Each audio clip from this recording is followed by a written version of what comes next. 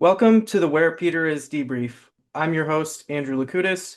I'm the digital editor of Where Peter Is, and I'm here with Pedro Gabriel, co-founder and author of multiple books, including The Orthodoxy of Amoris Laetitia, Heresy Disguised as Tradition, and Rigidity, Faithfulness, or Heterodoxy. Welcome, Pedro. Thank you. You're welcome. This podcast is going to be on the 1 year anniversary of Pope Leo and a recap, an analysis, and a speculation about where we're going as a church moving forward. So I'm excited to dive right in. Pedro, if you could give me your top three highlights of Pope Leo's pontificate, perhaps, and then what do you see as the major theme of his pontificate? So, regarding the top three moments, of course, Pope Leo's pontificate is very much in the beginning. And I believe that during this year, he has been taking his time to try to adjust into the role and consolidate the loose ends from the previous pontificate. But I believe that the three main moments at this moment were first, the fact that his first speech in the balcony of St. Peter, in which he set the tone for his pontificate, basically said that he wanted a church that would be disarmed and disarming. So he set a tone about that. He's a pope of peace and a pope of unity.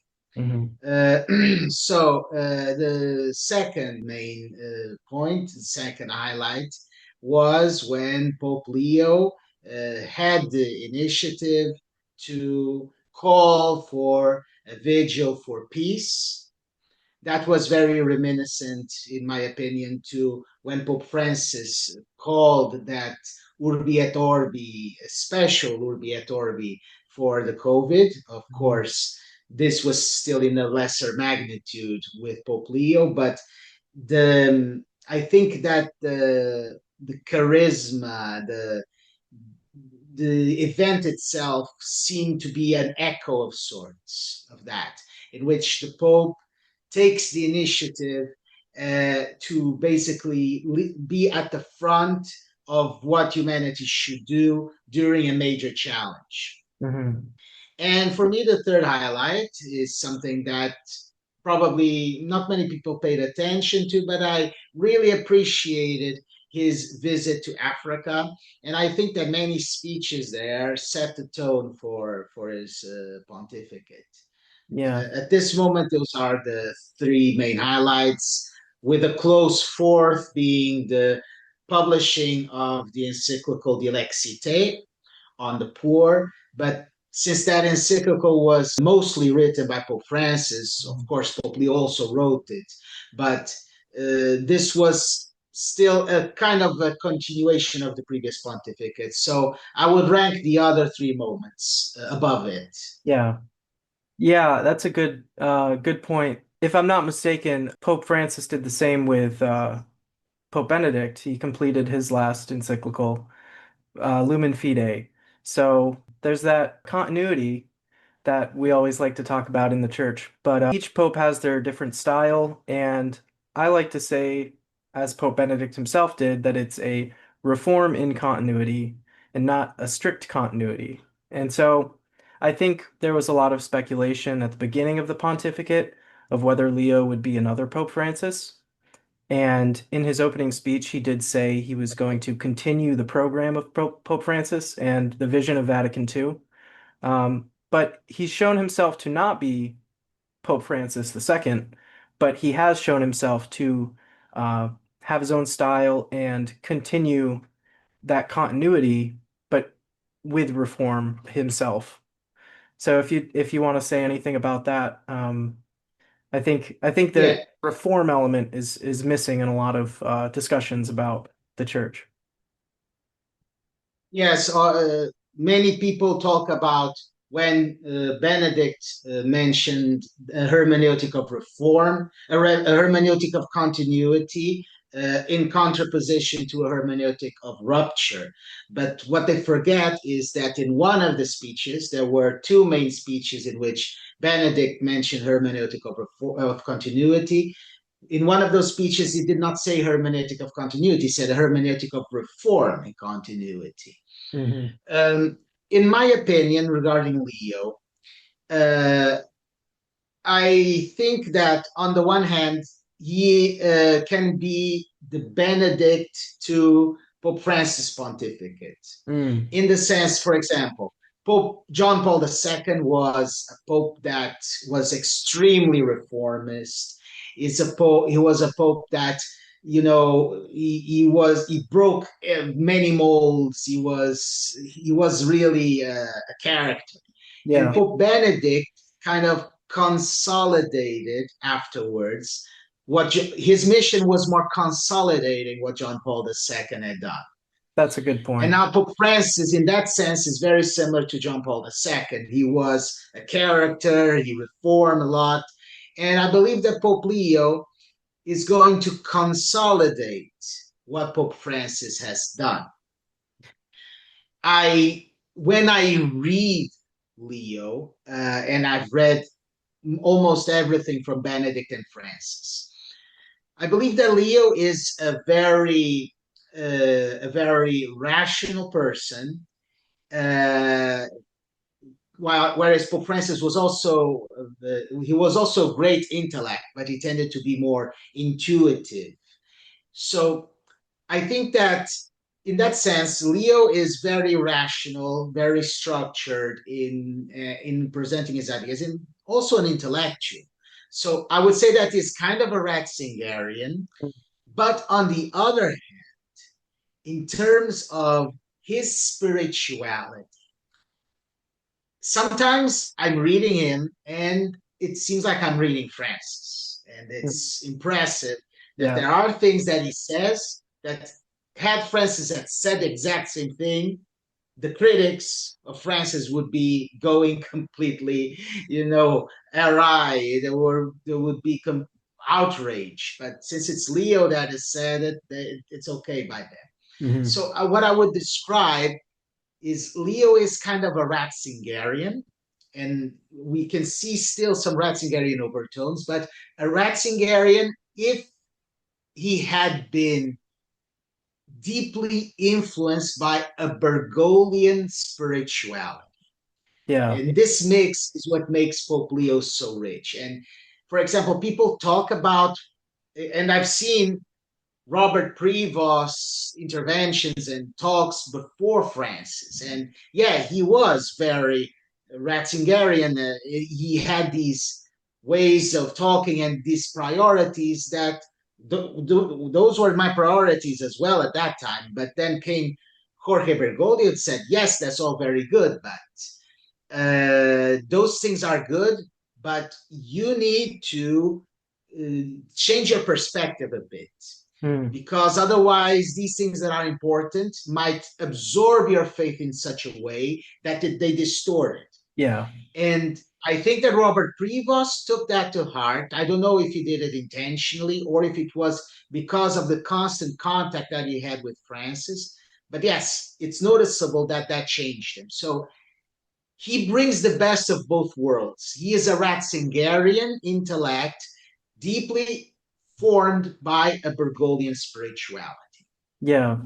Now, does this mean that is Francis 2.0? No, because one thing is for him to consolidate his predecessor's reforms. Mhm. He's already said that he wants to continue synodality. That's one of the great achievements of his predecessor.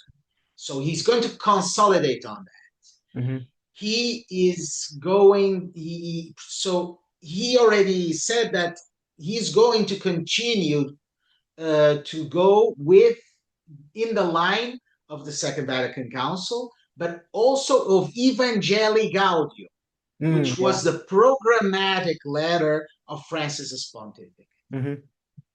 But the reason why he is not just going to be a consolidator is because all the things that Francis did and implemented, I believe that he is just going to crystallize them and make them so that they completely are interweaved with the church's proper functioning. Yeah. But he's going to be his own persona on other topics Hmm. that Francis did not touch so much. Yeah. As a Francis was very keen on church social doctrine, but his perspective was very much informed by the rest of his spirituality. He wanted a church that was for and for the poor. Yeah. I think that Leo is going to build, develop church social doctrine more than Francis, even though Francis also did it, but Pope Leo is going to consolidate what Pope Francis has done, but be his own person in that area. And the choice of this papal name points towards it. And the fact that he has already stirred some waters in certain topics, which caused major discomfort among certain, high figures of the world, or in certain world leaders, that proves to me that Pope Leo is going to be his own person in that area. Yeah. Francis did not like to stir the water so much in that area. Pope Leo is not afraid of it. He's Yeah. already said in a plain interview, I'm not afraid of this person.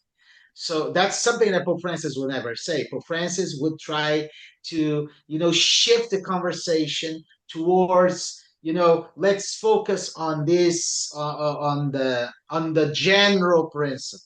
Yeah. So Leo is going to be very practical in that regard. So yes, he's not a Francis 2.0, but not because he's in rupture with Francis, not because he's going to correct Francis. He's going to consolidate Francis, Hmm. and those who have criticized Francis are not even going to notice Yeah. it. And then other different areas, he's going to be his own person, and he has already shown himself to be that. Yeah. I I like the principle that Pope Francis laid out in some of his writings. It's a lesser known principle, but in the Pope Francis Theology series by Robert Repole, there's a set of like 11 or 12 books. They're very small, but each one focuses on a theme of Pope Francis's spirituality. And one of those themes is the principle that time is greater than space. So what that means is you don't have to necessarily take up all the space and make it all happen at once, but you start the process and you get it going, and then time naturally will unfold the process because that's how the Holy Spirit acts. And once you recognize that, it's not on me to make everything happen. It's on the Holy Spirit in a lot of ways. You just have to do your part to start that process. Could you say a little bit about that? And then also, if you could, if you could also elaborate a little bit on the difference between Pope Francis's style as it was informed by just an Argentinian upbringing, and then versus Pope Leo, who's an American who was in Peru for a long time doing missionary work. If you could say just a little about that. So yes, that principle, time is greater than space, was laid out by Pope Francis precisely in Evangelii Gaudium, alongside other principles as well. And I believe that it is true. Pope Francis trusted the Holy Spirit. And so he was at peace just sowing the seeds, knowing that if they were the will of God, they would sprout in their due time, even if it were after his death. And so we see this happening. Pope Leo is continuing the line of Pope Francis in that regard. He said that Evangelii Gaudium is still the map of the for the church going forward. He wants to continue the path of synodality. Hmm. And he is a very good pope in that regard because he, as you said, is a pope that from several biographical reports, he seems to be a person who listens very intently on all sides of the issue and judges very objectively. So he has the listening part and the discernment part. Mhm. But when he decides, his decision is final. That's how people report on how he was, the superior of the Augustinians. That's how people report on that. So on Mhm. that regard, that's also synodality. That's something that people usually miss, but synodality always happens under Peter and with Peter. Yeah. He is the guarantor of unity. And Now, go- uh, so we see the time is greater than space unfolding into the next pontificate. And I think that Pope Leo also has been shown that he also upholds this principle. I already talked about it in different videos of mine, but yeah, he is his spirituality, as I said, in during Easter and in Africa. It's precisely that the seeds, just sowing the seeds, and they will sprout when the Holy Spirit so decides. Mhm. Now, if I remember correctly, you were asking also about the differences between them. That was your question, right? Yeah, Uh, as uh, an American Pope in the Peru. differences in style, no? Yeah. So they are different in style in the sense that Pope Francis was very he was very spontaneous. He Mhm. was very spontaneous, very extroverted. In fact, I covered Pope Francis in several points, like World Youth Day Lisbon, which is Yep. in my country, and also in the Synod on Synodality. And one of the things that I noticed is, as journalists, um, we were given beforehand the scripts of Pope Francis so that we could report on them on due time, and he would never follow the script. So we would be flipping the pages and where is this? He would just go off the script. And Pope Leo does not do that. Pope Mhm. Leo, he is more structured, more reflexive on that. So that's a difference of style. Another difference of style that I notice, and that's something that the critics of Pope Francis have really leaned on, it's that in terms of liturgy, he seems to be much more according to the rules. Mhm. I'm not saying that he is, in favor of reversing the liturgical reforms of Vatican II, but within that reform, Mhm. he is very follow the rules. Yeah. And that manifests itself in certain external signs, for example, the clothes that he wears. Right. And, Francis critics just latched onto this, which basically are still, just external signs, but in essence, there is no discontinuity, but they just latch onto that to advance this narrative that Leo is the anti-Francis on the liturgy, and that, but that's not the point. I think that's just his liturgical style, Well, we've seen and basically, I think at this moment, those are the only two differences that I see. I don't see much more about it.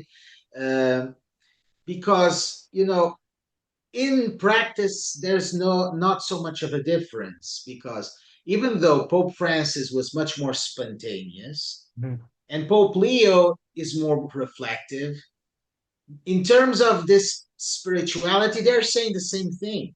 They're Yeah. saying the same thing. So it Yes. doesn't matter how you arrived at that point, it's the same.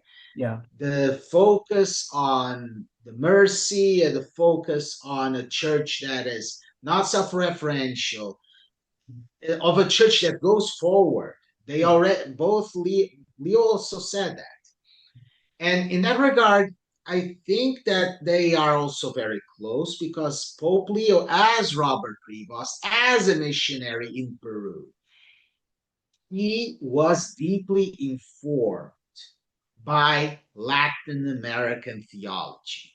I keep saying this in my videos because that's true. There is a school of theology in Latin America, Mhm. which is the theology of encounter Yeah. that sees the history of salvation through the perspective of an encounter of God with his people. And from Mhm. that, his people are going to encounter the rest of the world. Mhm. Pope Leo, in his speeches, you could it's you can make this, you can have this game. Just go through his speeches and check how many times it says encounter. It's Mhm. always there. Yeah. Was it because he got it from Pope Francis, or did he get it from Latin America? Period. I don't know, but it's interesting. So he was deeply informed by Latin American theology, very much. And if you ask me, because I've also been reading commentators, theologians from the US, I don't see overtones of that theology in Pope Leo very much. I just don't see them. In theologically speaking, he seems much more informed by Latin American theology, actually. Okay. Yeah. It's it's interesting that they're both they both lived in South America, and the spirituality of South America is very, how do you say, popular. It's a lot of Mhm. popular devotion, Popular piety, yes. piety, pilgrimages, stuff like that. Um, and I noticed that Pope Leo, for his 1 year anniversary, he spent it at a popular shrine. He didn't spend it where you would maybe think he would at the Vatican. So I really like that Pope Leo has this great respect for popular piety, and um, some theologians, like, they hand wave it and think it's something bad or superstitious or something, but it's also like it's a form of life, and it's a way of living out the faith, and it's also particular to each culture, and a universal church doesn't try to impose uniformity that isn't necessary on all cultures. As we might have seen in the past, there was this very Eurocentric shape of the church, and now with Pope Francis and also Leo, you see them affirming African culture, Latin American culture, wherever it is that they go. They are sort of bringing that up into the universal church in a more prominent way and showcasing it, so that we we who have been conditioned over time to believe that the church is just whatever it was during the time of Christendom can have that sort of conception of the church shattered in a healthy way. So I appreciate what Francis and Leo have been doing in terms of reforming the church in that regard. Um, and I'll also say that they have been doing some internal restructuring as well. So if I'm not mistaken, um, their Pope Francis issued the declaration. Is it a declaration? Predicate Evangelium, which was the reform of the Curia. And then Pope Leo followed up with several motu proprios. I think he's released more motu proprios than any pope in history in his first year, which is um, intense. But if you could also maybe comment on the institutional angle of Pope Francis or Pope Leo and what he's doing to reform the internal workings of the church, whether it's the dicasteries or the pontifical academies or the curia in general, um, how the how the Vatican relates to the colleges of bishops, anything along those lines. We'd love to hear it.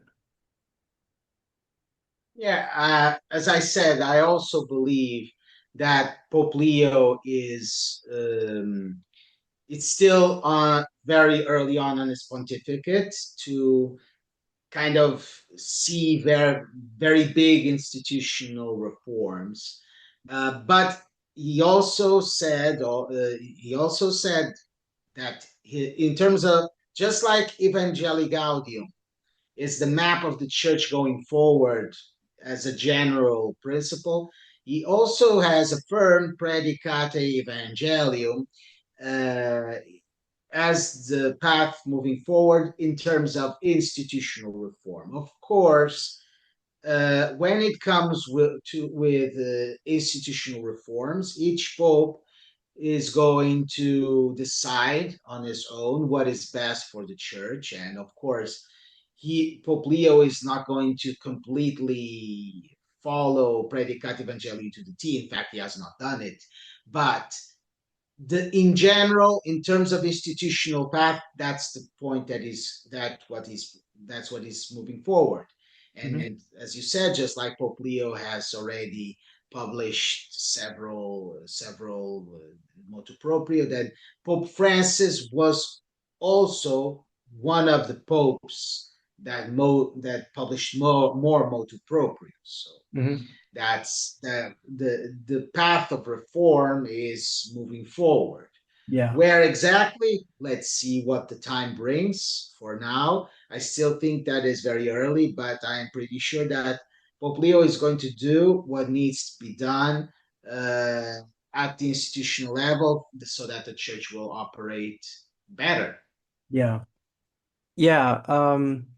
I like what Pope Francis said in his 2019 Christmas address, which was, we're not in a time of, what was it? We're not in a time of epochal change. We're in an epochal. Do you know how he phrased it? It was, I'm not quite recalling that one. yeah, it's, he was saying it's not just like a period of change we're going through. It's a period of like massive shifts, unlike any other. So I would say the main themes of the kinds of shifts that are happening, which is why the church is sort of speeding up the reform process. And Pope Francis had issued a lot of motu proprios, and now Leo is doing the same, is because there's so much after Vatican II to respond to. Now that we've sort of implemented a lot of Vatican II, now we have to sort of put it into motion. Um, so with, let's say, ecumenism, um, AI, globalization, all of these big themes, which you couldn't really find them at all in in the period before the 20th century. So if you want to say a little bit about that. Yeah, I mean, contrary to what some people have been saying, these challenges show that the Second Vatican Council is more timely than ever because the Second Vatican Council was precisely geared towards a church that had lost its influence in society.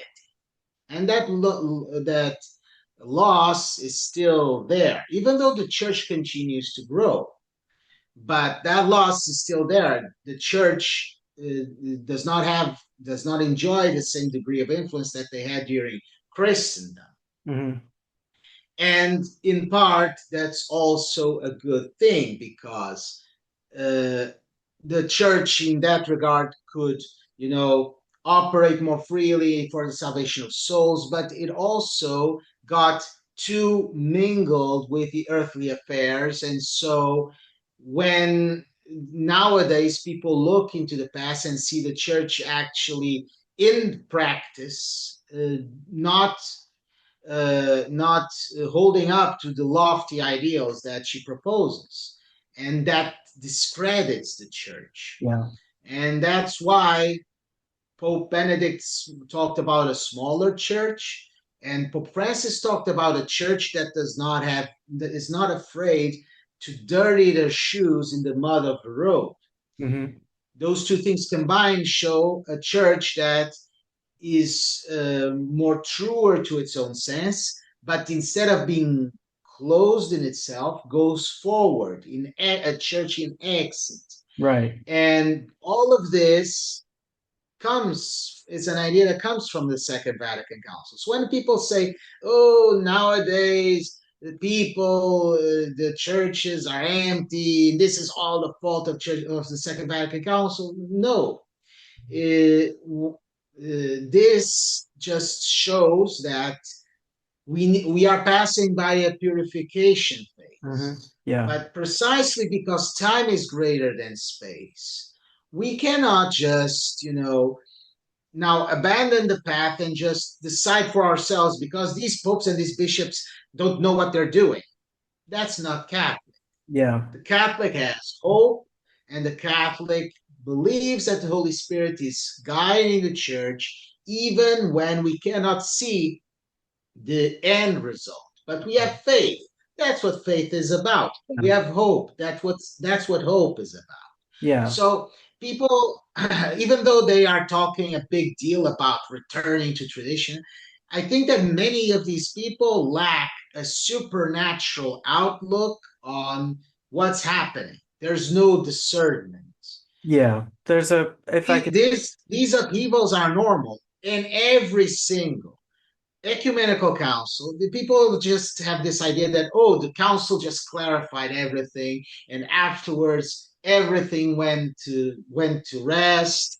Arian immediately went out of his way and just stopped promoting Arianism. Nestorius is they complete no. Those heresies continued to fester, and they even mutated into new forms that needed to be adjusted, also tackled in other ecumenical councils, and then people overcorrected in the opposite direction. So there needed to be ecumenical councils to clarify the opposite heresy. So this is part of the process. yeah. And Pope Francis says that an ecumenical council takes 100 years to implement. And I But would, most important, okay. the Second Vatican Council had precisely because the church had lost its influence in society, the church could not continue to operate in the same way.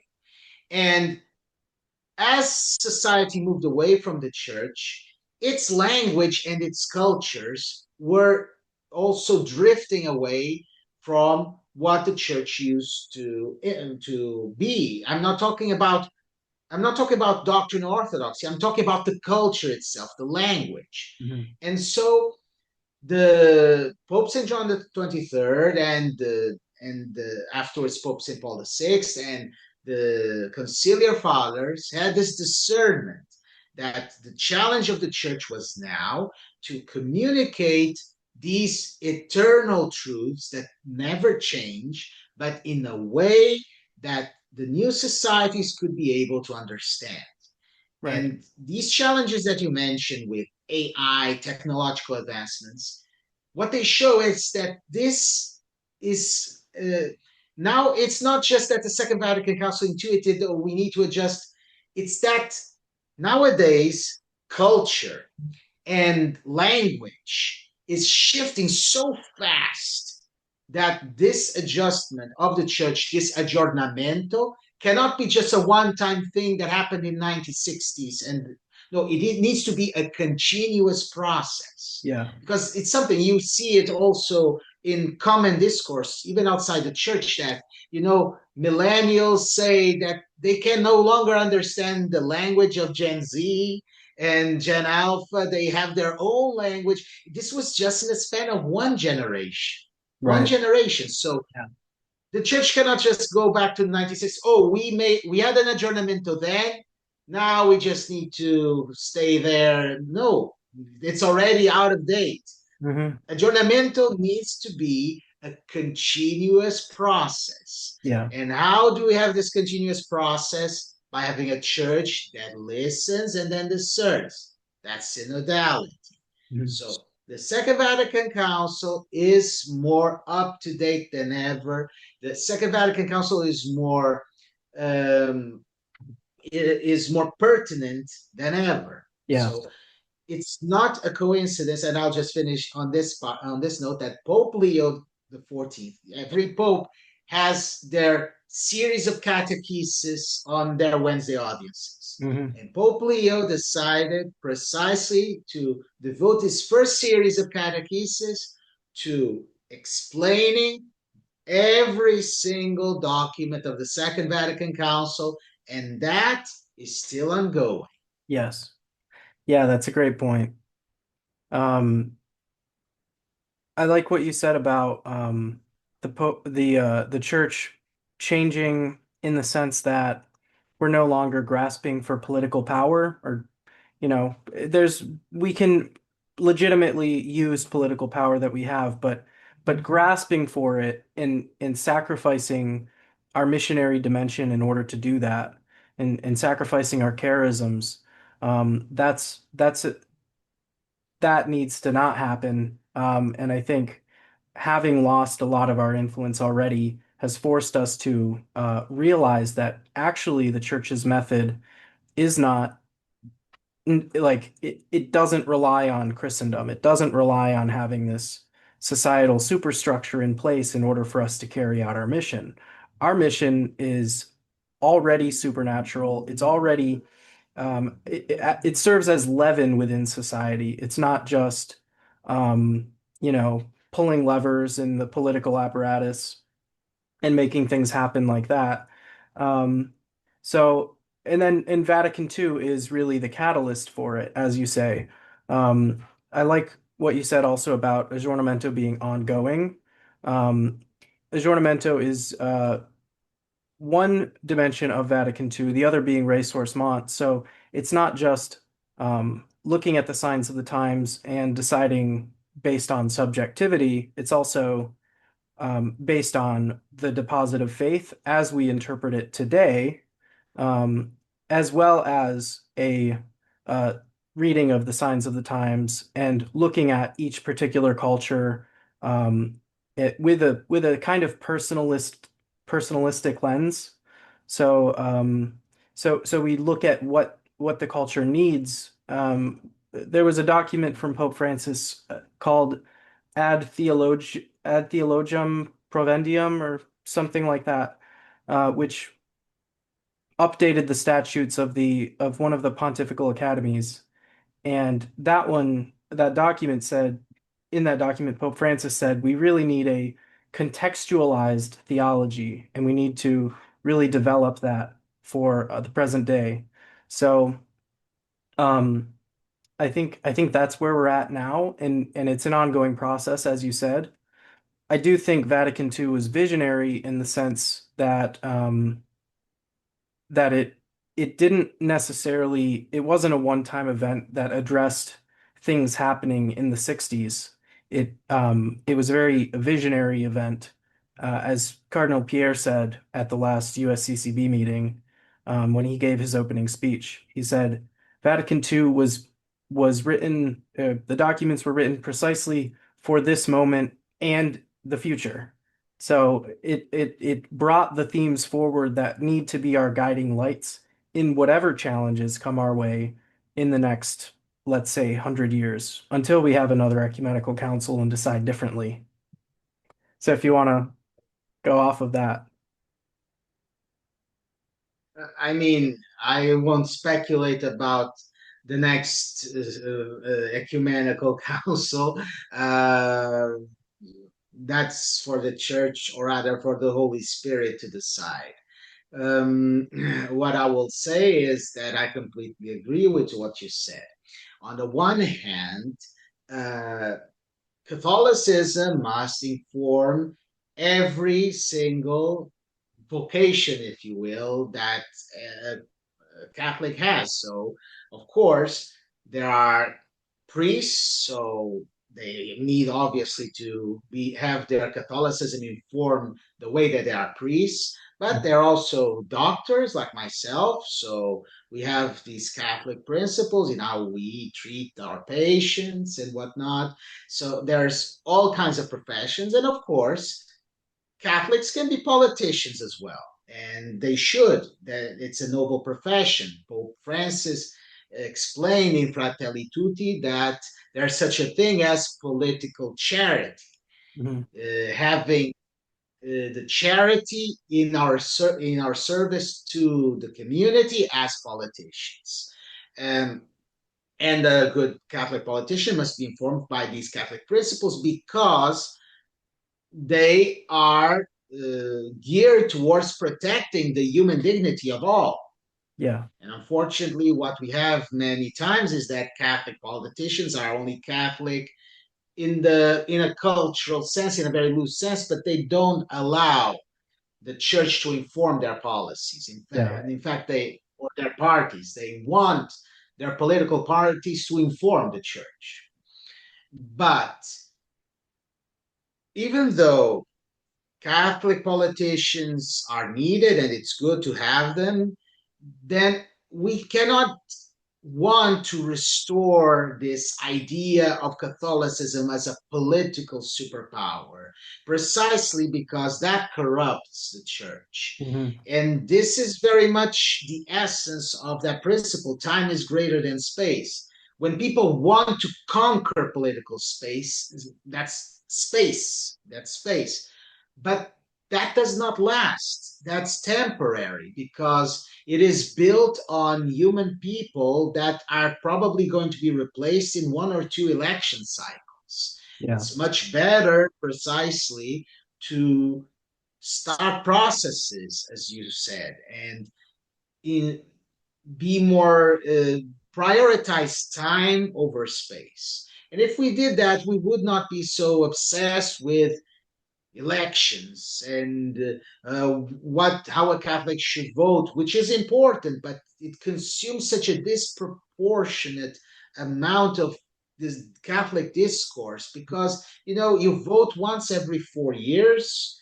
I mean, there are the elections, but you know what I mean, and that's like a 5 minute, and then you leave the voting booth, and what? You're not going to be Catholic for the next 4 years. There's so much things to do, so much things that you can still do even politically, so, and not just politically. So just and those things, some maybe they will last more. They will last more. Nowadays we think, oh, this president or this prime minister, this is the person who this is the person who is governing everything. So we need to have this person on our side, or we need to put a person like this on our side. But now, if you look into back past history, not many people are going to be able to name all the presidents, all the prime ministers, but they can name people who made a difference because they started processes Hmm. which are still on. Yeah. So that's the wisdom of Pope Francis, and I think it's a wisdom that Pope Leo is continuing. Yes. And so, yeah, I believe that it's very important to find this balance because that's the problem that people could not, there's this imbalance. And Pope Leo has tried also to say that in a recent in-flight interview. He answered a question about how sometimes sexual topics have taken a disproportionate amount of attention Hmm. to the detriment of so many topics that are also important, social economic. And this does not mean that those sexual topics are not important. But the problem is there has been a widespread rejection on a societal level of these sexual topics. Hmm. So obviously, people are going to try to defend church teaching on that issue. But they, at that time, devote so much energy to that eventually they lose track of all the other stuff. And in fact, worse of all, they start thinking that all the other stuff is negotiable. It's not. It's not. Or a We're not Catholic distraction. Catholics. We don't pick and Yeah. choose.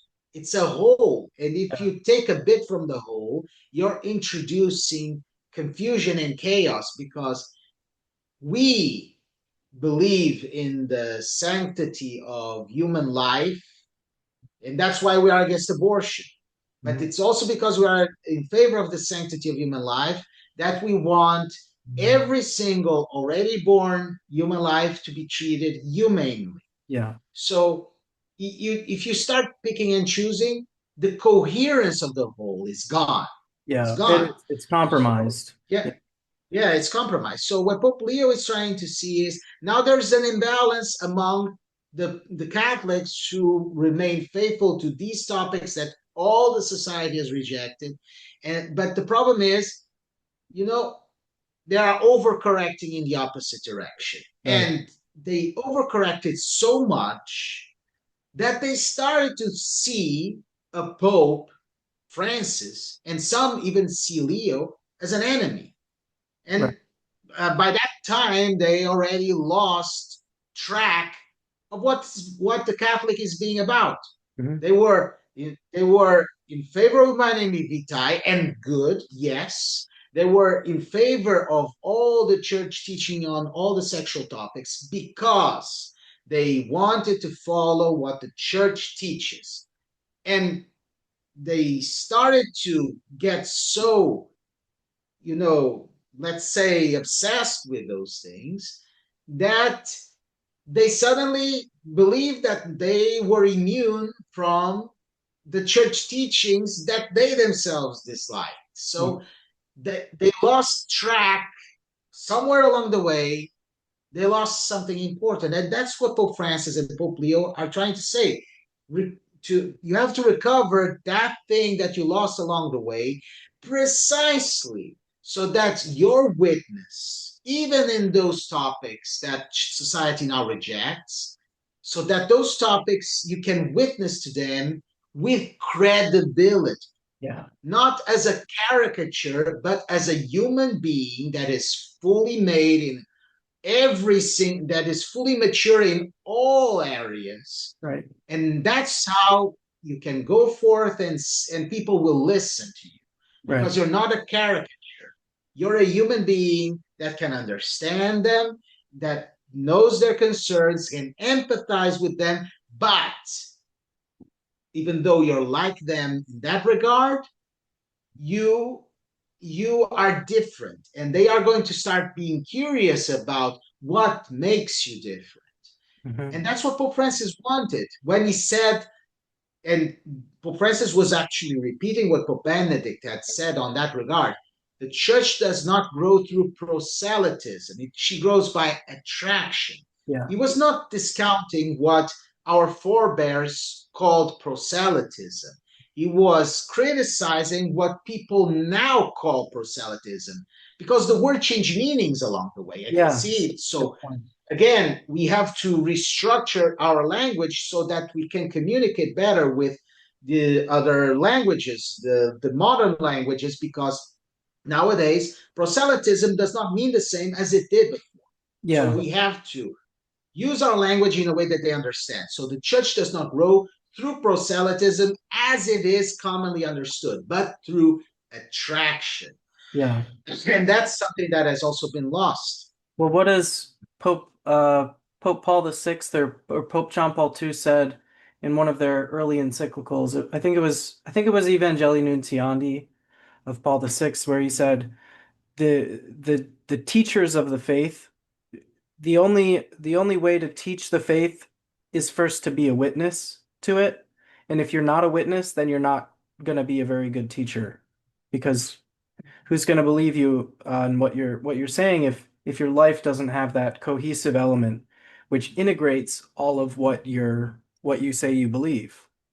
Otherwise, it's empty words, and that's what people criticize is they call Catholics in the secular culture, they would say we're hypocrites or Pharisees, or we care about the law on these sexual topics, but we don't feed the poor, or we don't carry out charity, or, you know.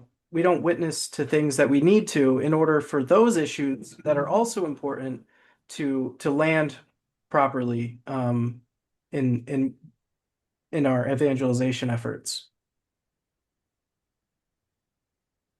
Yes, and bringing up on that, building up on that, it's important to note that Pope Francis said that Evangelii Nunciandi was one of the papal documents that most influenced him.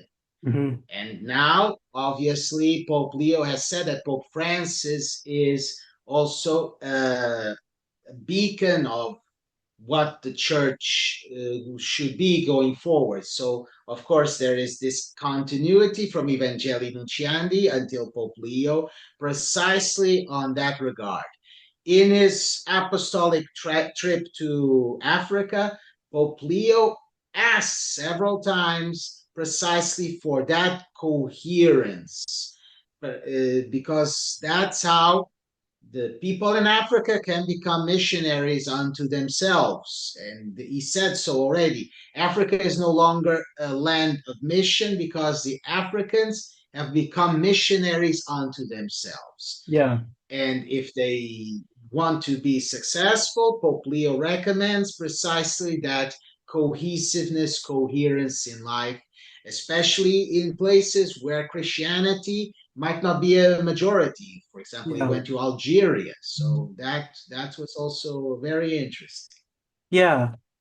Um, I think we're seeing the pontificate of Pope Leo focusing especially on places like Africa and Asia, which is interesting because he hasn't made a trip to the U.S. yet, and he's a U.S. citizen technically. Um, but I think those churches in Africa and Asia, they have a lot of gifts to contribute to the global church. Um, and I think as far as the continuity from Evangelii Nuntiandi forward is concerned, um, Francis and Leo are really taking on the role of being a witness in terms of secular politics, of being a witness to everything that is Catholic. So when it comes to like life issues, they're not just against abortion, they're also against the death penalty. So they're not the American pro-life movement calls itself pro-life, but doesn't have that cohesion.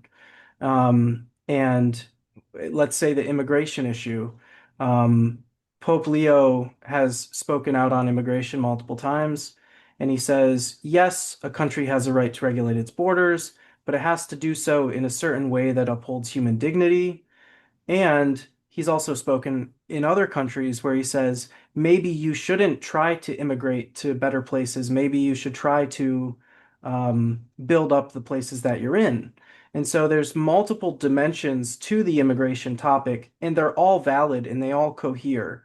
So there's no, it's both and that's always been the Catholic thing is um, the both and um, Catholic in the sense of being universal has to incorporate all of the above, not just our particular preferences that accord with our political parties. And when the Catholic teaching gets in the way of our political biases, then it's become the enemy, or it's become liberal, or it's become too hardline conservative, or whatever it is, whatever party you are. That's something that I think needs to be shown forth, and the popes have been doing a good job witnessing to that. But unfortunately, the media spin on it, as you know, and you've written multiple books to clarify these kinds of things. The media shows one side of it, and depending on which news channel it is, it gets it gets repackaged to support a political party or to be seen as incompatible with a certain political party. So I think that dimension, that political dimension, is important, as you said, but it's not the end all be all. We do have to witness, and we do have to be 11 in the world. Um, and so, personally, as someone who has been studying the East-West relations in my own work. Could you also say perhaps a little bit about the ecumenical dimension and the interreligious dimension of Pope Leo, where he's going out to these other communities who aren't necessarily Catholic, and he's affirming what's good in their tradition and trying to build bridges and not just be exclusivist and Catholic in the institutional sense or the a caricatured sense of like we're Catholic and you're outside of us. It's that universal um, integration, and if you could say a little bit about that. Yeah, at this time, the two big moments that I can recall off the top of my head uh, that really marked this 1 year pontificate in terms of ecumenism and interreligious dialogue. I think it was when Pope Leo went to Nicaea to celebrate the anniversary of the First Council of Nicaea, which is something that happened before the Great Schism. And so it's a big momentous date both for the Eastern Orthodox and for Catholics, and even other branches of Christianity. And I think that it was a very powerful message seeing all these leaders from all these different Christian churches praying together in this very, very significant site Yeah. where the creed was first, codified. Mhm. So that was beautiful. And another thing that I've noticed that was also when Pope Leo went to Algeria during this apostolic travel to Africa, and he basically he said, "You live in you're a minority in a Muslim supermajority country, but we have many things in common, and that's what we have to build upon." He said that Arabs and Berbers have this hospitality, that Muslims also have this concept of almsgiving, not just as charity, but as justice Mhm. towards the poor. Mm. So he mentioned the reverence towards Mary, and he repeated that sentence from Nostra Aetate that many people dislike, but he said, "We are children and we worship the same God, not the same God, the one God, the Yeah. one God." So that's already is also very significant step towards ecumenism, and I believe that there's going to be a great rapprochement and regarding um, ecumenism and interreligious dialogue. Um, Pope Leo. Pope Leo is a pope of unity and of peace. He put that in his motto, in illo uno uno. In the one, we are one. Yeah. So for the tone of his pontificate, just like Pope Francis was miserando atque eligendo, so mercy. Benedict, cooperatores veritatis, truth. Pope Leo, it's unity. Mhm. And it's a unity not in the sense of destroying all diversity. It's more that unity that Pope Francis used to talk about in when he used the image of the cultural polyhedra. So it's not a sphere, it's not homogeneous. It's a polyhedron, and an irregular polyhedron at that. Each face composes the polyhedron, and each face is unique Yeah. and has something to contribute to the overall shape. Right. And I think that Pope Leo also intuitively has this idea of unity. Mm. But when we think of unity, we have a completely different idea. So Pope Leo and Pope Francis are trying to correct this notion, this prejudice of how unity should be. Of course, there are some challenges because there are people who are still inside the church, but that are sowing disunity. How do we deal with that? Pope Francis tried to, to be dialogue and patient, but people did not care. They just kept attacking him. It was irrational hatred towards him. And so there was a time when he needed to say, no, stop. I need to put a break on it. And then he issued Traditionis Custodes. What is Pope Leo going to do, especially regarding the fact that the Society of St. Pius X is threatening schism by repeating what they already did with John Paul II? Mhm. Or what is he going to do towards German bishops? So these are challenges. How to implement unity in the face of such blatant attempts of disunity when the Pope is supposed to be the guardian of unity.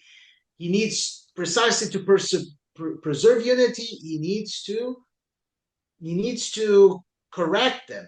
How is he going to do it? I don't know. I don't have the divine assistance of the Holy Spirit that the popes have.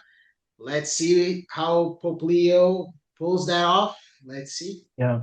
Yeah, I think there's a difference between legitimate diversity and um, a source of disunity, which is trying to be, let's say you want to impose your own style on the rest of the church, and you have some idol that you worship, which you're trying to, which sort of is the source of that disunity.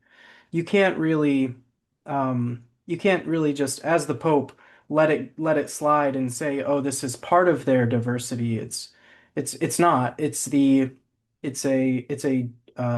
deformation, uh, if you can use that term, and it's a an attempt to subvert the unity of the church under the guise of asking the Pope to respect your legitimate diversity. It's not legitimate. So it will be interesting to see how Pope Leo deals with the SSPX. If I'm not mistaken, their attempted consecrations are coming up in July. Is that right? So Yes. yeah, that will be interesting to see. Um, Otherwise, do you have any thoughts about the future of Pope Leo's pontificate and what we might see or what we can hope for? Well, we know that we don't know, but there are rumors that there is an encyclical coming up. Yep. These rumors say that it's going to be a social encyclical, that among other topics, it will deal with AI.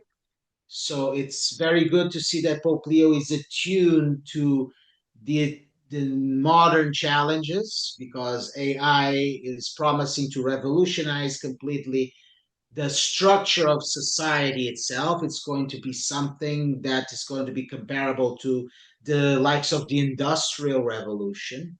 Mhm. And that was precisely in the context of those challenges, those complete societal restructuring that Mhm. produced injustice during that time. Because when you overhaul society so much, of course, there's going to be there's going to be confusion, moral confusion, and Right. this and there were social injustices, and from precisely the overcorrection of these social injustices, um, there sprung ideologies, communist ideologies, that eventually went up to murder millions of people. And so it was precisely in the context of this complete societal overhaul in the Industrial Revolution that Pope Leo XIII basically kickstarted church social doctrine with Rerum Novarum. Yeah. So Pope Leo is attuned to the new challenges, He is echoing what happened 100 years ago. It is true that Pope Francis was also had the discernment to recognize the challenges of AI, so that the Dicastery for Doctrine of the Faith already published something about it. Antiqua But et Nova, Pope yeah. Leo probably is going to he's not going to just delegate that to the dicastery for doctrine of the faith. He's going to teach from his own pen, from his own voice. Yeah. And probably he's not going to just touch on AI, he's going to touch on a variety of social issues. We don't know exactly when the encyclical is going to come out. We don't know exactly what the encyclical contains. It's just rumors. Mhm. But I do not think that it's very out of place to speculate that sooner or later there's going to be a social encyclical. Pope Leo XIV already said that he chose this papal name precisely in imitation of Pope Leo XIII, and because he wanted his papacy to be a papacy of church social doctrine. So it's obvious that this is where his papacy is going to lead. Yeah. And I believe that if he is a pope, and on the other hand, on a different end, I believe that since he's a pope of peace and unity, I believe that's because the Holy Spirit placed him here on this time for a reason. Yeah. And as we see the reemergence of war, in a way that did not happen for decades, and I believe that really Pope Leo's message of peace and unity is going to become all the more timely as time goes on. Yeah. It's uh it's it's really troubling to see how fast these wars have come on. Within just, like you said, a decade. We've seen three major wars. And Pope Francis, I think, with his emphasis on unity, so countering polarization and peace, um, he's really showing himself to be a fruit of the Holy Spirit in terms of the providential action of the Holy Spirit in electing him or helping him become the next pope. So I'm encouraged by his witness. I think he's really stressed that. I think he has more addresses, general addresses dedicated to this topic of peace than anything else. And it's also encouraging to see him addressing other issues that affect human dignity because again, these things are cohesive and they all go together. So um, but also Pope Francis put out the declaration on human dignity, Dignitas Infinita, and then also started this process again, where he's starting a process and Leo's continuing it with the first documents from the Dicastery for the Doctrine of the Faith on AI. So I think we'll see a lot more of Leo continuing this path forward and consolidating it. And I think we can draw a line of continuity from the Second Vatican Council through all of the popes in their own styles, with their own emphases, because again, this is a polyhedron with different faces to it. Um, so I'm excited to see where things go. On that note, I think we could probably wrap it up. We could keep going, but I think there's a lot to be said and digest. So, thank you for coming on, and unless you have anything else, we'll wrap it here. Yes, certainly. Let's see where the Holy Spirit brings the church. Let's let the church speak for herself in the development of history.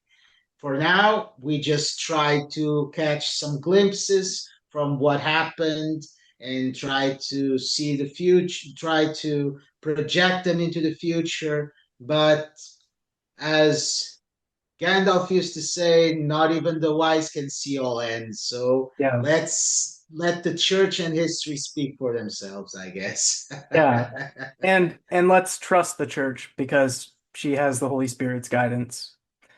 So, Anyway, thank you very much for coming on again, and Thank you for having me. look forward to talking again. Thanks. God bless.